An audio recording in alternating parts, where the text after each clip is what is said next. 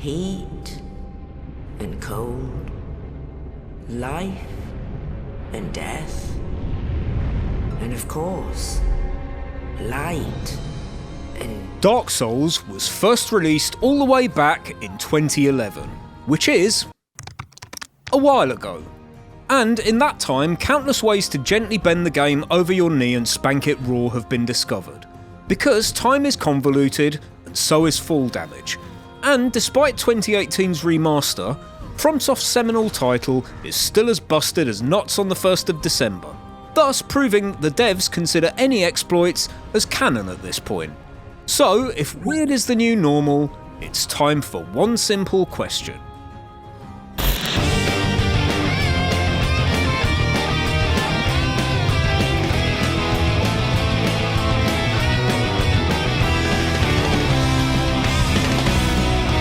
Can you beat Dark Souls? Normally. Hi, I'm Baron, and I've never played a Souls game before, as you can see from my channel. So, this will be another totally normal playthrough of the... damn it. Help! As always with these vids, no rules as such, just a rocky ride through the wilder side of Dark Souls. But in order to spice things up a little, I have also taken on the role of Taskmaster and set myself a number of tasks to complete for your visual entertainment. Unlike the other normal runs to date, which have all been done on console, I did this run on PC for two reasons. Firstly, because I finally own a PC that doesn't run on dust and broken dreams. And secondly, because some of the tricks featured here are PC only. But I'll make it clear which ones those are. Everything here still works and is extremely unlikely to ever be patched, so if you can't do them... Also, you might notice the brightness of the footage varies at times. That's just because I turned the brightness up for some glitches and then forgot to turn it back down immediately. Glitches? What glitches? Look, you all know the deal by now, so let's just get into it, shall we? Hello, it's me, homeless Ryan Reynolds. Sorry, zombie homeless Ryan Reynolds. Just like that scene in American Pie, I decided to be a pyromancer. Master Key as the starting gift, a quick weapon test, and I was ready for my first task of the run.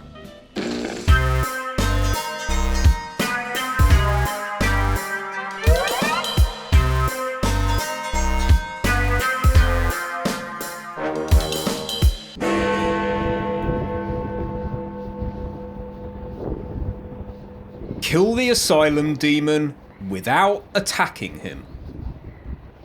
When thou ringest the bell of awakening, the fate of the undead thou shalt know. And so shalt thou. Problem number one. I would need to deal with the asylum demon in order to gain access to Firelink Shrine, which was an issue since I can't attack him. So I decided to go to Firelink Shrine first in order to find a way to get to Firelink Shrine. Clear so far? First though, I got rid of this trash sword. No, wait, I've changed my mind. Whew, almost lost the best weapon in the game there.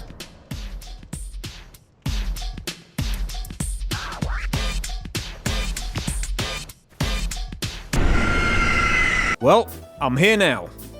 Might as well do a bit of cleanup. I spoke to Little Miss Sunshine, Petrus mistook me for the crow and gave me a shiny coin, and I introduced myself to the welcoming committee.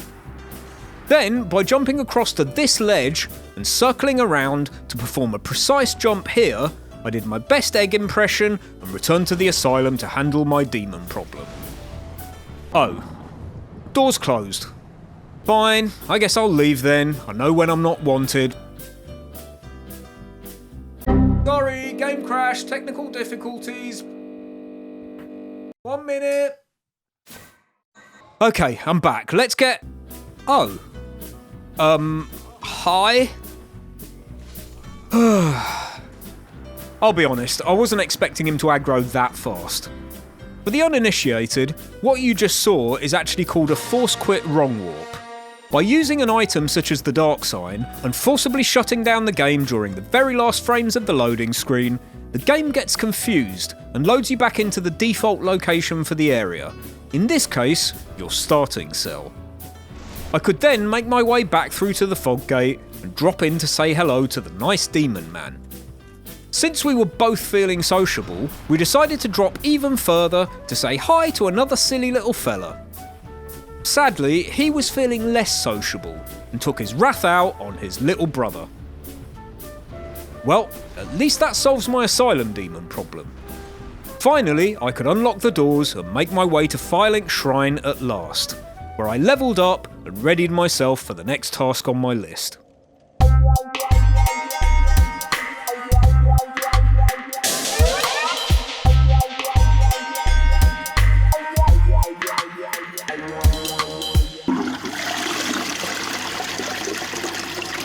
Kill Taurus Demon with the strongest weapon. You may not buy the weapon. So, what is the strongest weapon in Dark Souls? Well, if we're talking pure strength weapons, at the minimum stats required to two-hand the weapon, the undisputed king is the Demon's Great Axe, an absolute beast of a weapon which drops from the Taurus Demon. Oh. It's fine, I can work with that. One of the notable things about Dark Souls is how many different paths are open to the player at the start of the game. For example, after picking my way through the Undead Burg to buy a short bow and the residence key from Asmongold, I was able to do a running jump off this ledge in order to reach a wall below, from which I could drop down into the lower Burg, where I toasted some dogs like marshmallows before freeing Griggs and helping myself to some free sorcery swag. Griggs is an important NPC, since he sells, among other things, The most powerful spell in the game. Full Control, capable of sticking a big shiny blue finger up at the Grim Reaper himself. More on that soon though. For now, I used my consumable souls to reach 15 int and carried on my merry journey. The strongest weapon isn't really the strongest weapon unless it's fully upgraded, so my next stop was the depths, which I could reach by using the magic ladder in the Undead Burg. This ladder is magic because climbing up it and turning left just as you reach the top transports you to the mystical lands of Out of Bounds. Ooh. Once there, I could perform Dark Souls' easiest glitch, the meme roll. In Remastered, all you need to do is ensure that your equip load is over 25% but under 29%. Then, by rolling off an edge and spamming the roll button, you can roll in mid-air, allowing you to negate any fall damage. From here, I could run and jump from opposite this doorway, wave an old barrel of laughs down below, and then take this path to eventually end up in the area above the channeler, from where I could drop down into the depths proper. Now the simple stuff. Kill the Butcher, free Laurentius, don't die, kill the Butcher, get the drip, grab the large ember, don't rest at bonfires, get the hell out of there. Easy does it.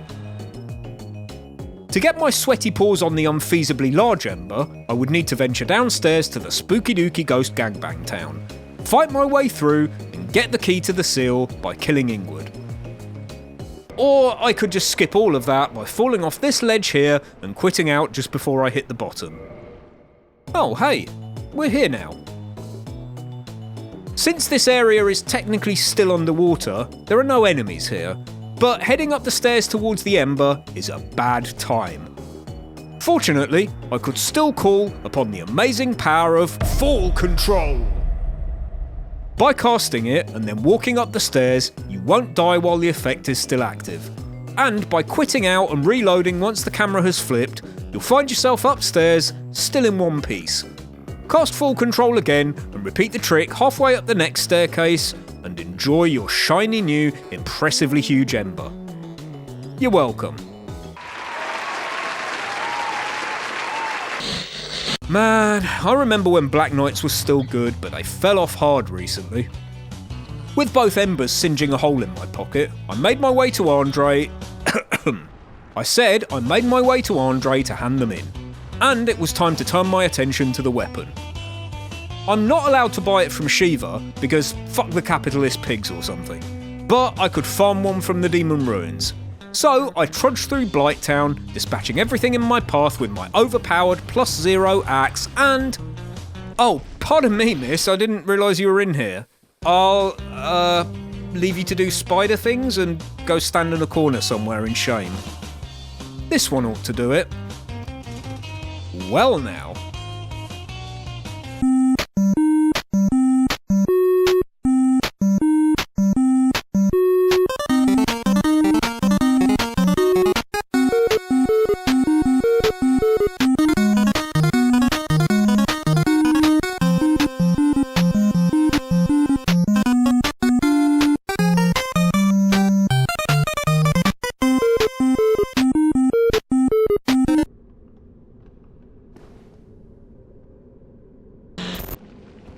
Boop! Just kidding, for now I needed old hairy legs to stay alive. So I upset Ceaseless by helping myself to his pretty dress before knocking him down to his death and draining the lava. As the base drop rate for the Great Axe is only 5%, you're not guaranteed to get one from killing these Taurus demons, which is a load of bull. So I backed up my save and got to work, using the Morning Star for the bleed damage. Bingo!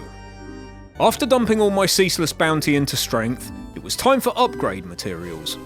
You can obtain Titanite slabs from the crystal lizards in the Great Hollow. Again, they're not a guaranteed drop, so I'd suggest backing up your save first, but you have to be fairly unlucky to not get a single one, since there are 10 lizards here. Also, while we're here, FromSoft, what the F is this ledge all about? Titanite shards can be bought from Andre, so they aren't an issue, and as I emerged from the hollow with 3 large Titanite, 2 chunks and a slab, it was time to obtain the rest.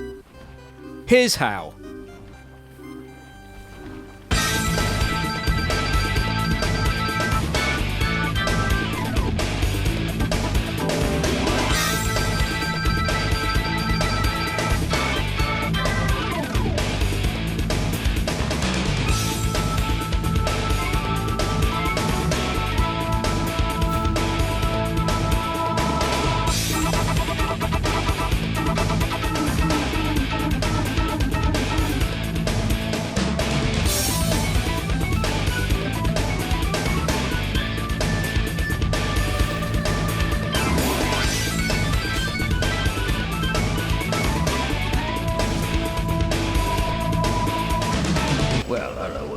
Now I had all my upgrade materials, I levelled up to 31 strength to be able to two-hand the axe, upgraded it to the max, and took it to the Taurus Demons Arena to see how strong this thing really is.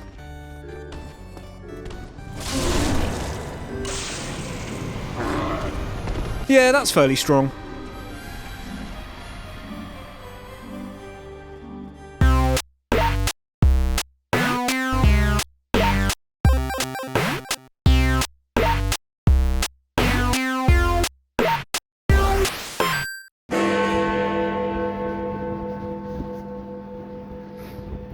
Defeat Manus. You may not ring any bells of awakening or kill their respective guardians first.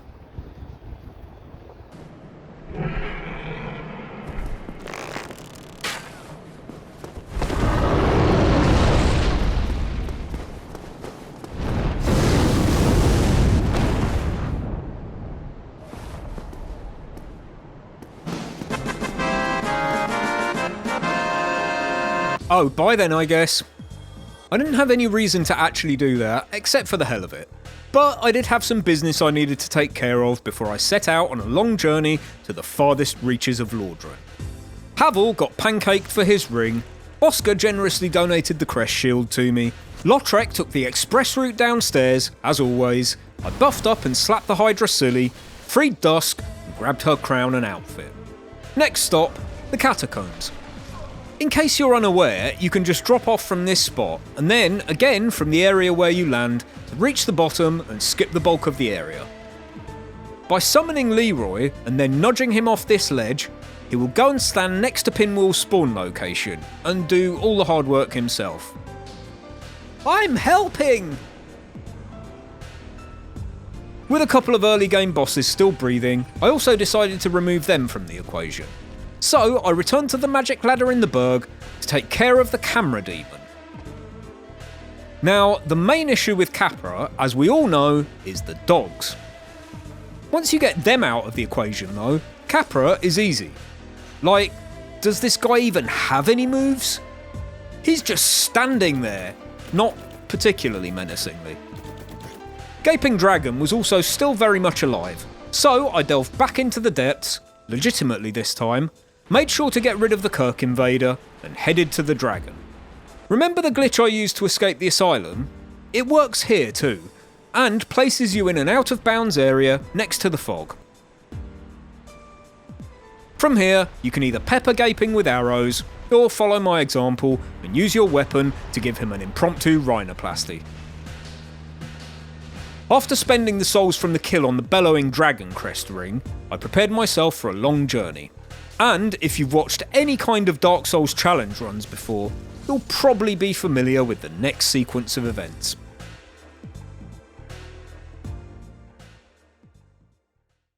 Still closed. Still closed. Don't worry, I got you. By parrying a hollow next to the second pillar on the left of these stairs here, you can trigger a death cam, which allows you to walk all the way into Sens without the gate open. Once you see the area name appear, quit out to reset the camera, and then proceed as normally as possible through the fortress. I freed Logan for later use, and made my way up to the top. No! I said no! Now bend over and take your punishment. Iron Golem next, and I could use this fight as an opportunity to test out my new great sword I bought from the Undead Merchant here, and roleplay as Jimmy Berserk from the popular children's comic series Guts. Well, that's interesting. Again! Okay, that's much better. The more eagle-eyed among you might have noticed I'm stuck out of bounds, but another force quit wrong walk placed me back at the beginning of the area, and I headed to the bonfire for a well-deserved rest. Oh no, I shouldn't have sat at the bonfire, now I can't homeward bone out, run's dead, etc. Fear not, because I would actually need to obtain the Lord Vessel in order to kill Manus, and there's a very sound reason for this. Once you kill Manus, the portal in Darkroot Basin disappears entirely, so without sitting at bonfires in Ulasil, there is no way to return there with him dead. And I definitely didn't only realise this after I went all the way into the DLC and killed him, and then had to roll back my save losing an entire day's gameplay. I'm sure somebody might have done that, but it definitely wasn't me, no sir, indeedy. Now, I've shown this trick a couple of times already, so let me explain it, but bear in mind this is PC only, as it relies on using a keyboard and controller together. Firstly, stand in the right corner of the fog gate and drop any item. Line the camera up in a specific way, turn your character 90 degrees, and then press A on your controller and E on the keyboard a single frame apart. This makes you pick up the item as you enter the fog gate, rotating your character and allowing them to pass through the wall without triggering the start of the fight, which in turn means these two dummies are frozen in place. Either that, or they're terrified of my power. After slapping your golden statue of choice into next week, in my case Smo, Phase 2 will proceed as normal once you trigger it by returning to the fog gate. Ornstein and a highly suspect hitbox? Must be a DS2 reference.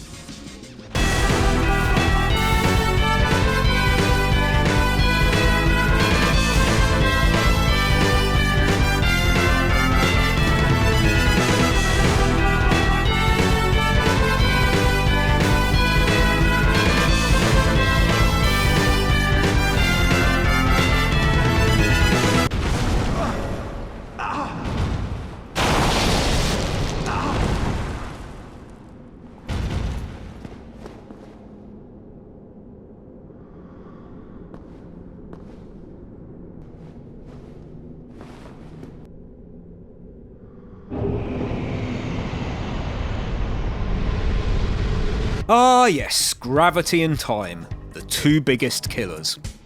Now, you might be wondering, but probably aren't, Baron, what happens if you use Ornstein's grab to throw you through the fog wall instead? Well, fear not, because I've got you covered. As you can see, the elevators are disabled until you actually beat the fight, so you can't just skip the boss this way altogether. You could throw stuff at him from here if you really wanted to, I guess, but on the other hand, why? With Ornsmo and Steen out of the way, I introduce myself to Guinevere, who must be Canadian the way she handles those milk bags, obtained the Lord Vessel, and made my way up to the Duke's archives for the broken pendant. Oh, yeah, that. As I hadn't rung any bells of awakening yet, and I wanted to place the vessel with Frampt, the archives were still sealed, so it was time for a very precise skip.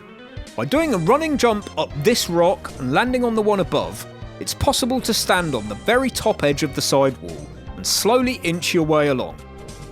You can quit out to make save states along the way, but I use DSR Gadget instead, a useful tool which, among other things, allows you to save and restore your position using hotkeys. This skip is called a seam walk, and here's what it looks like with the falls edited out.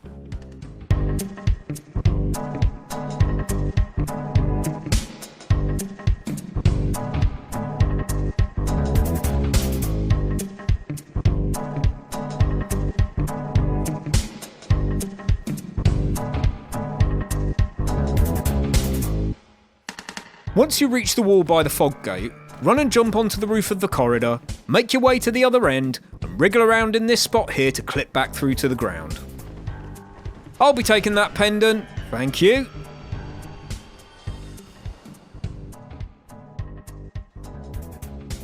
I'd need a few levels under my belt for what came next, so it was time for a quick soul dupe. I'm not going to talk through the different ways to do this, but as long as you have 999 arrows, a dupable soul, more than 3 brain cells, and access to Google, you should be fine. My main priority was getting 40 endurance to hit the stamina cap. Other than that, I had no reason to level for now, so I spent the rest wisely. I bought out Griggs, Logan, and Laurentius' stock, as well as getting my Pyro Flame to plus 15. Then I paid Quilana a visit in the swamp to ascend the flame to the max, bought her pyromancies too, stocked up on poison arrows from the undead hottie, and spent the rest on dung pies because, just like in real life, I love to buy a load of useless shit I won't even use. Take it away, Mr. Handy.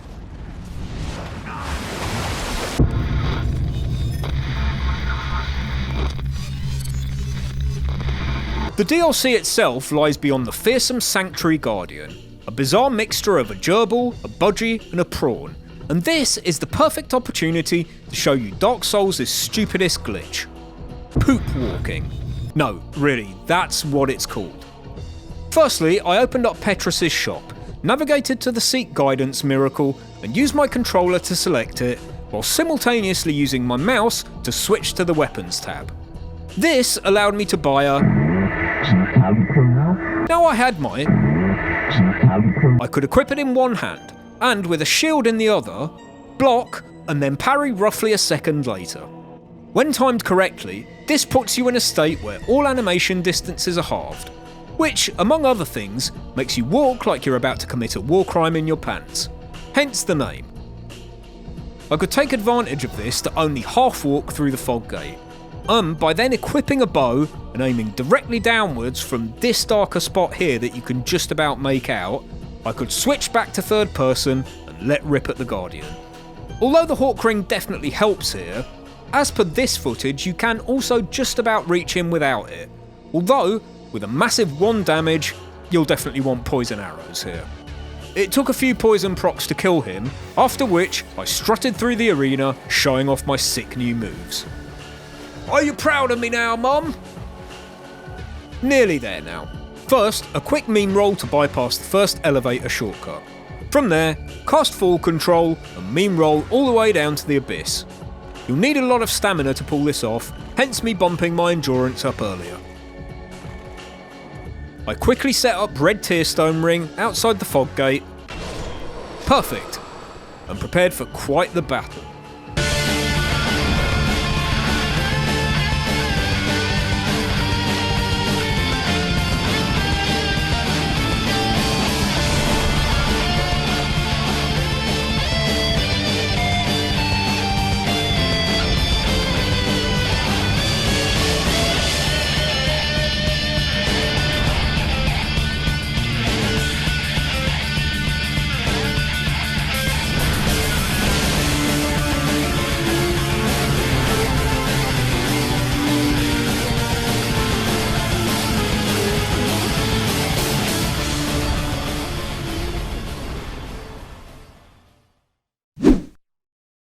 Okay, you might have noticed something a little off there. Let me explain. This is called a move swap, and here's how it's done in DSR. By equipping a thrusting sword such as the Estoc found in New Londo, two-handing it, holding down block while performing an action like rolling or jumping, and pressing the following button sequence in very quick succession during the action, you can end up in a state where your menus overlap your UI. If you see this over your stamina bar, you've done it right. Then go into your inventory, equip a bow into your left hand, swap the Estoc for whatever weapon you want to move swap from, in my case the pike, go back into the slot where your bow is, hover over the weapon you want to move swap to, turn your character round, and as they finish turning, equip the weapon. When done right, you'll be wielding your chosen weapon two-handed in the left-hand slot. And although your R1 and R2 attacks will be normal, your backstep and running attacks will become those of the weapon in your right-hand slot. In my case, the pike charge. Simple stuff.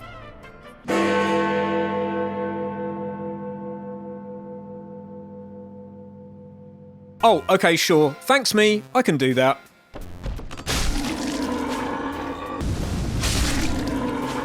With one bell down, I decided to have some fun with Quelaag by killing her with pyromancy.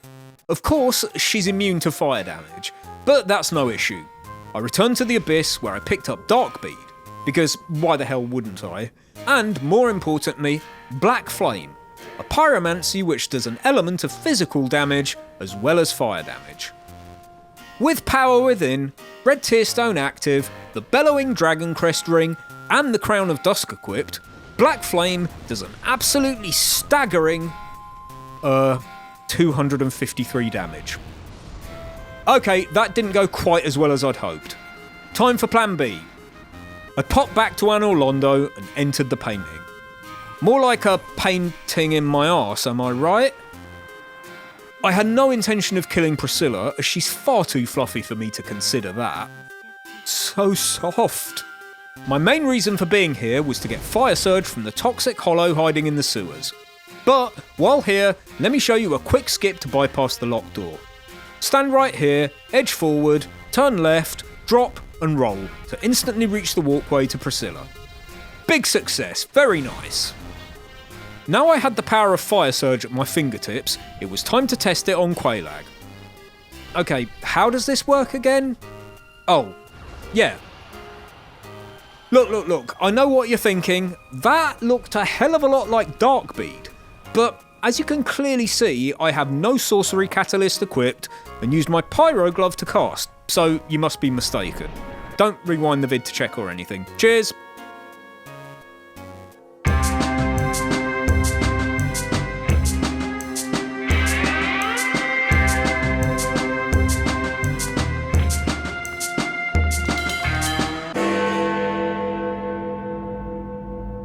Show Seath the real power of Crystal. Now the second bell had been rung, Sens was finally open. Again. So I went back for round 2 with the Iron Golem. This guy still really didn't want to fight me though, and rudely ejected me from his arena. So I did the only polite thing I could, and filled his stupid face full of arrows until he mysteriously died, before flying away in the Batcopter. Yay, Anor Londo, etc. I proceeded through the Duke's archives as normal, let Seath have his fun, broke out of jail, freed Logan, and bought all his spells. Do you know why they call him Big Flat Logan? It's 'cause I flattened him. I did this for the Tin Crystallization Catalyst, as I didn't know yet if I'd need it anywhere in the run. But my main reason for being here was to pick up the Crystal Ember. Crystal weapons have low durability and can't be repaired. But for what I had remaining in the run, this wouldn't be an issue. So I farmed the giant dads outside ONS for chunks, and returned to the asylum to dispatch the stray demon for a free slab. What do you mean I only have 16 int so I can't cast Crystal Soul Spear? Psh, I beg to differ. With the axe upgraded to Crystal, my next stop was the Great Hollow. I took the stylish route down this time, just because the thought of someone watching this and going, "Ooh, that's cool," massages my fragile ego. Ran through Ash Lake and joined the Dragon Covenant. where I handed in 80 scales for the dragon torso stone. How did I get 80 scales? Sit down and let me tell you a story. Visit Andre, go to buy a wooden bolt, and prompt swap left while doing it. When done correctly, you should see this. Buy as much as possible and ignore what it says on screen. What you'll actually buy is one single really heavy cestus. Like, it's seriously heavy. Try to buy another cestus from Andre, back out, and do the same quick game prompt swap as the soul dupe glitch to get the double menu. Navigate to the item you want to dupe, and try to drop a negative amount, like so. Ta-da! This works on console too, but the method is different and more time consuming. Time for the ultimate battle of the crystal dragons. I made my way down through the crystal cave, a place which looks like your crazy hippie aunt's mantelpiece, and readied myself for Seath. He roared and showed me what he could do with crystal. Not bad, 4 out of 10. Then I roared and showed him what I could do with crystal. Not much of a contest to be honest. Healing power of crystal's my arse.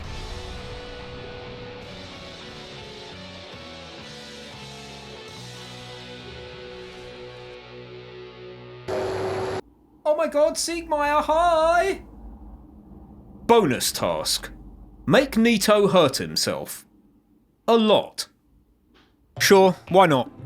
I headed down into the Tomb of the Giants, met this friendly chap who gave me a nudge in the right direction, white knighted Milady, turned Petrus into pavement pizza just because I hate him with every fibre of my being, and caught up with Patches again. Now we're friends again, eh? You're so right, and one good turn deserves another.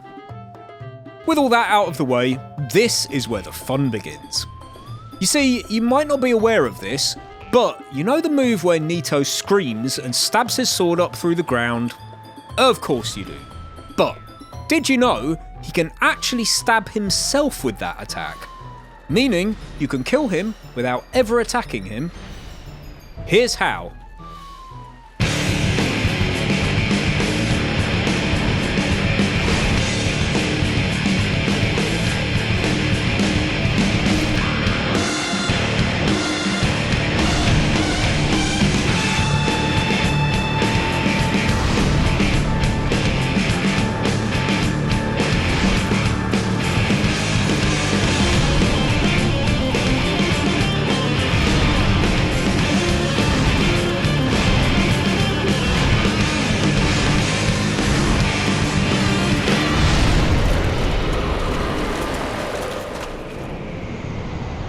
I never touched him, I swear down, Your Honour.